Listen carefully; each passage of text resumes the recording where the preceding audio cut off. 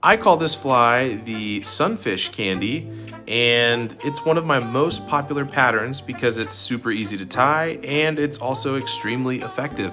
I'm using a plated jig head hook from Cabela's. This is one that's 1/64 of an ounce. And then I'm gonna use this awesome material from Hairline called Pearl Core Braid in the color tan. Instead of burning or melting the tip of it, I actually put in some resin, and that I have found keeps it together better. It actually looks better too, in my opinion, acts kind of like a hot spot. Then what you're gonna do is tie in a hackle feather as well as some dubbing to match the color of the pearl core braid. The dubbing that I'm using is called Ice Dub in Golden Brown.